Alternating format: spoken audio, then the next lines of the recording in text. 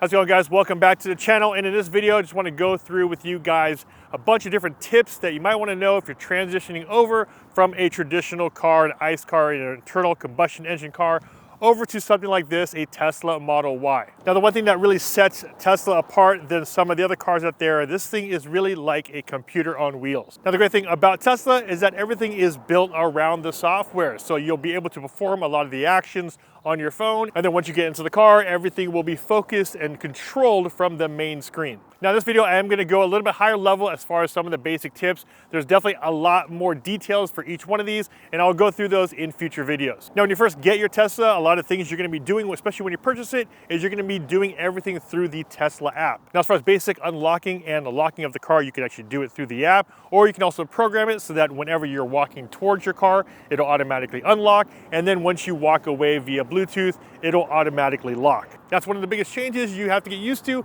with this car, is that it just makes it very seamless when you get to and leave your car. Now, for it to automatically do that, you could do it via Bluetooth, but you can also manually do it on your phone. So if I wanted to unlock the car, there's a little unlock button on the controls. Hit unlock, and once you unlock it, the mirrors will unfold, and then now your car will be unlocked. Now, if for some reason you don't have your phone on you, let me just lock it real quick. If you don't have your phone on you, of course, you should be given one of these, or actually two of these. These are the Tesla keys. Now, I highly recommend keeping this in your wallet or in your purse, because I wouldn't trust the app at all times. Your phone might die. You might not be able to have access to the Tesla app, or sometimes it could be buggy, so you always want some sort of physical key. Now, to unlock your Tesla with this right here, all you do is place it right below where the camera is on the side pillar. Place it right on the side, and you'll see that the mirrors will open up and your door will unlock. Now, as far as entering the car, that's the pretty standard ways of getting in, but when you exit, there's actually a little button here right on the side. You just actually press this button right there, and the door will pop open and push it straight out. Now, this button right here is what pops the door open, but there is an emergency latch right above where the window switches are. A lot of people will default to this handle just because it feels like a physical handle, and that's what most people are used to. But that is an emergency latch if you wanted to open a door. The way you want to open it up first is just by pressing this button right here. All right, so now that we're in the car, and if you're using the actual key card, the way to start the car is you're going to put it right here, right next to the cup holder. So right above it, right here, or you can actually put it right next to the cup holder. And once it's there, you're now able to press the brake and then move the car into any one of the gears.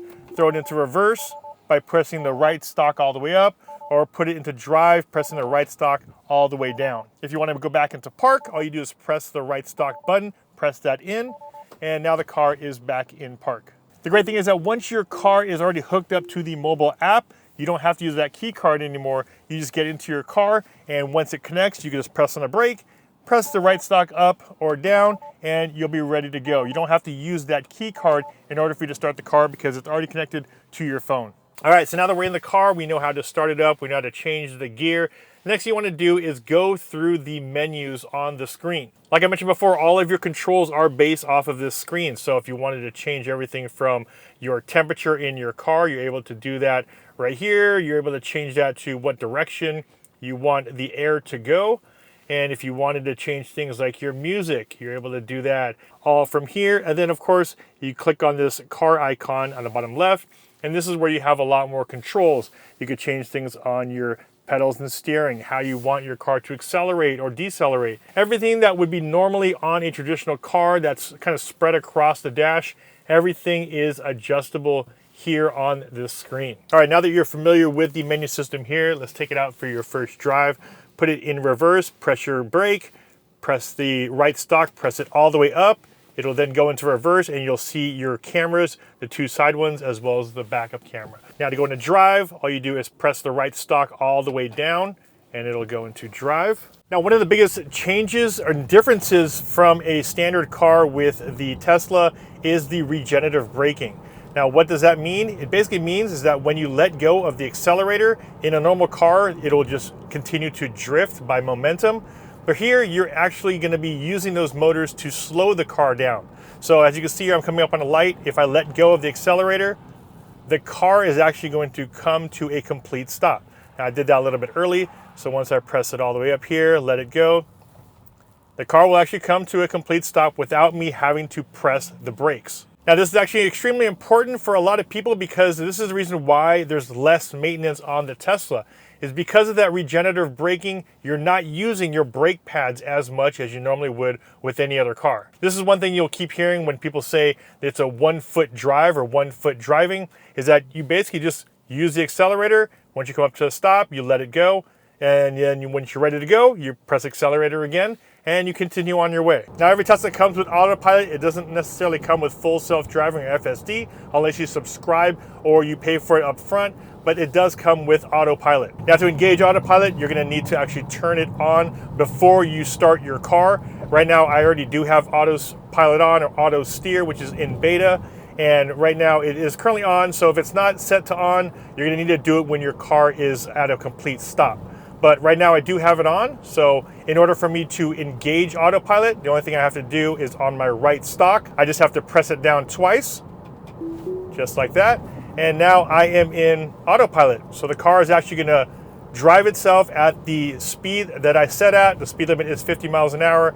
It is right now currently going 50 miles an hour. Now, even though it is a hands-free type of drive, you do need to pay attention. You need to have your hands near the steering wheel as well as your foot ready on the brake or the gas, because you do have to take over if there is any sudden changes. But as you can see here, autopilot is engaged. You have the blue lines that are tracking the lane that you're in, but I'm hands-free, my feet are off the accelerator, and the car is driving by itself. Now, when you're driving, there are gonna be some prompts that come up. For instance, it'll tell you, please apply pressure to the steering wheel, or you'll see a blue bar here up top. And that's basically the car letting you know, hey, we just want to make sure that you're still paying attention. So please, just acknowledge us by pressing on the steering wheel. You'll see the prompt come up right there. It says apply slight pressure. And there you go, the blue will go away. We're still in autopilot. We do have those blue lines going on the street. Now, in order for you to disengage autopilot, you can do it in multiple ways. You can actually grab the steering wheel and turn it a little bit more than normal. You can apply pressure to the brake. You can actually press the right stalk up, just like that. It'll turn it off. So you can disengage it pretty much any way if you want to take manual control over the car. But just know that autopilot is different than full self-driving. If you do have the subscription to full self-driving, the car will actually be able to automatically change lanes. It'll automatically stop at every stop sign, every stop light, and drive itself in back city streets. Autopilot, for the most part, is best if used on the freeway or here I'm on back roads where it's pretty long stretches of back road.